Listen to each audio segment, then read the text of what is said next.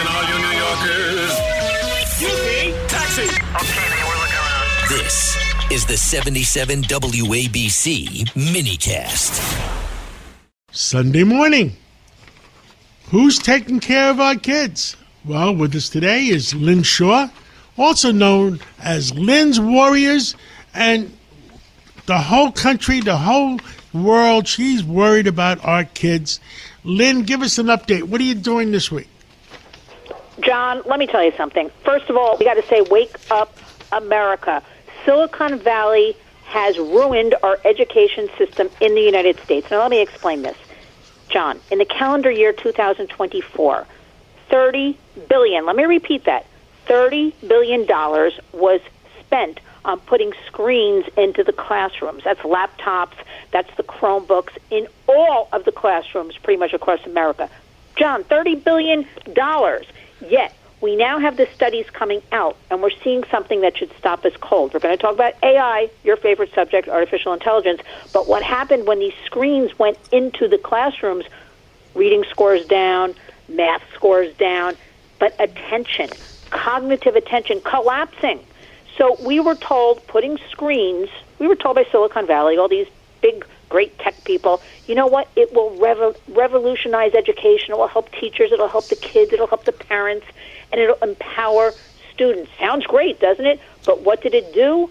It engineered distraction at scale, and we're paying the price now, especially our kids, Gen Z, born in 1997. So they're basically like 29 and under. So now, just now, 2026, we're realizing what has happened. Where's everybody been, John? We're introducing now artificial intelligence. Have we learned nothing from all of this we're talking about? So the question is simple.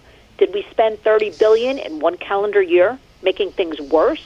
And are we about to double down? Because $30 billion, and we're slated in the next 5 years to spend $60 billion a year screens in the classrooms, but now we've got AI. So what are we going to do about all this?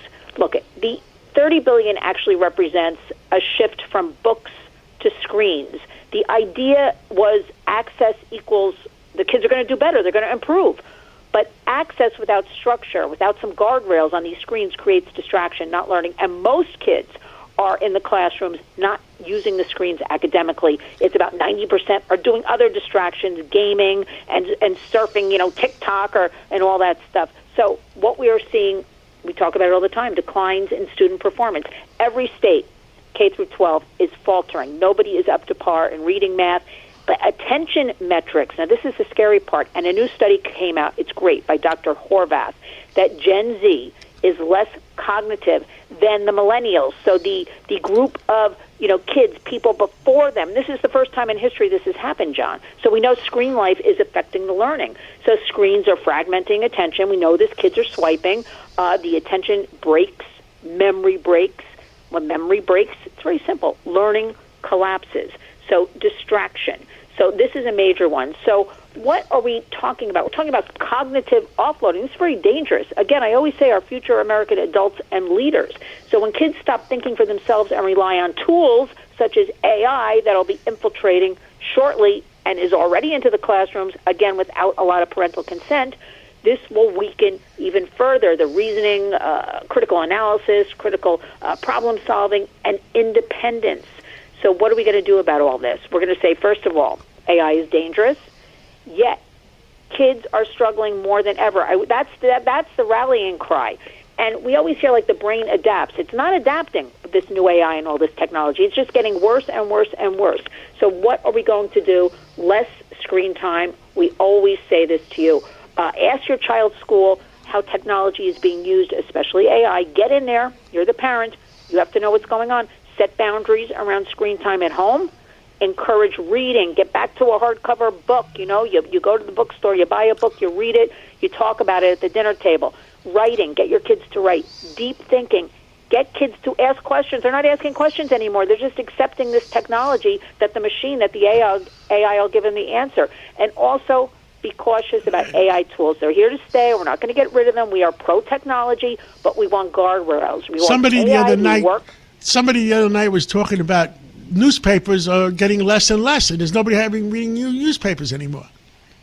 Well, John, that's been gone for a while. I mean, the days of everybody was clamoring in the street corner to buy the Post or whatever paper you're buying. You're on the subway and people leave it for the next person to read. That's been gone. This Gen Z, which is 1997 born, okay? These kids, they don't know from a newspaper. They didn't grow up with that. You know, they're in the digital bubble that was thrown at them and thrown at the parents and thrown at society. Newspapers are done. The kids get their news mostly from TikTok and YouTube. That's where kids, young people get their news. So we have to say, is all of this, it's very simple. Did all of this technology, did it make it worse or did it make it better for our kids? And we can all say it made it worse. And AI is here. So this is the problem right now. So remember, technology is shaping the future, but it's up to us as Americans to decide whether it strengthens our kids or weakens them. And AI must work for us. We don't work for AI. So we're demanding accountability, question the system, protect the kids, and empower your kids to ask questions. And that's what we have this week to talk about, artificial intelligence. Lynn Stay Shaw, alert, be aware. Yeah. thank you so much. And lynswarriors.org. That's it, lynswarriors.org. Thank you so much, and we'll be seeing you real soon again.